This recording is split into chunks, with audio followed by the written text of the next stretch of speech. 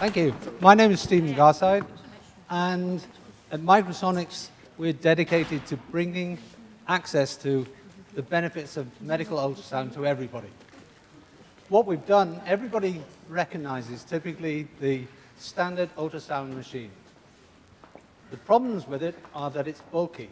You need to go to the machine. It's expensive. And it takes a lot of skilled operation to be able to use it, to capture and analyze the images. What we've done is simply taken that and reduced it to a system on a chip, bringing out a portable device that's small enough for your pocket, small enough for your purse. This is all done by a discovery that we've made that allows us to reduce the size of the images, to pre-process those images on the device. And this is a patented discovery. Simply put, we've taken a complete system, built it onto a chip, and built that into a portable device, low power, low cost, and portable for everybody. This is all supported by an on-device virtual assistant, which allows us to train non-skilled staff in its use, allows us to pre-process the images so that it can be trained to recognize organs, fluid flows, and target tumors, etc. And because of the size reduction that we made in the images, all of this can be done off the grid. There's no internet connection required, and the device itself is totally wireless. All of the images and the results of the analysis are presented to any standard off-the-shelf device.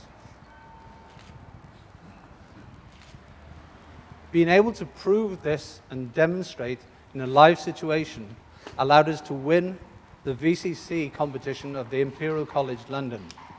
And most recently, we've been included in the top 20 by MedTech Outlook, and this is going to be published in the third week of December of this year. Our positioning is the device is the most simple, the most portable and robust device on the market, available for use in hostile environments. So it's robust and it's rugged, and it can be used by non-skilled staff. So it's a tremendous first response device for fire services, for police, for military, in flights, but also think of the tsunami recently in Indonesia, where there was no power, there were no skilled attendees. This device would save lives immediately. The team is all graduates from Imperial College London, and the advisory team are all integrated into the health service of the UK and of the UN. So my time's up. I want to thank you, and I'll take any questions.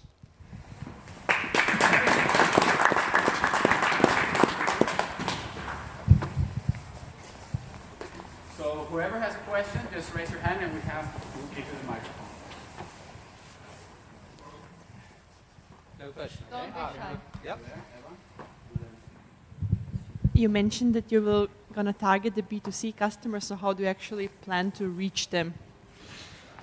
Good question. B2C, we see this device as being tremendously attractive to pet owners because it's also applicable to animal welfare, but young families having a baby wanting to monitor during the pregnancy, or somebody post-operative is recovering at home and needs to be monitoring.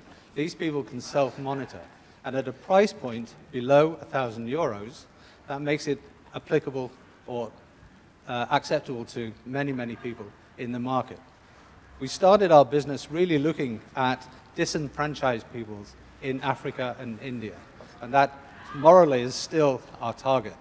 But from a commercial financial perspective, it's also very, very attractive for the greater industrialized market. But which channels do you plan to use? Tonight, I've got to go and see the Chief of Staff of Siemens, Okay. and that's why I've got to leave straight after this presentation. They are interested in licensing our patent, but also we're open to commercialization to pharmaceutical companies, to research institutes, to health services around Europe. So it's applicable to government and NGO charities, as well as normal commercial outlets for medtech devices. Regulatory strategy?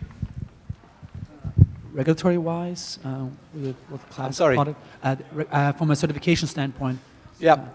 What's your For strategy? certification, obviously we're going to go CE first, but also the animal welfare market means that we can leapfrog, we can already get into the market with our device and develop the skills and the learning from actually commercializing the product as we go into certification for CE and then eventually for FDA, that obviously is a more stringent certification.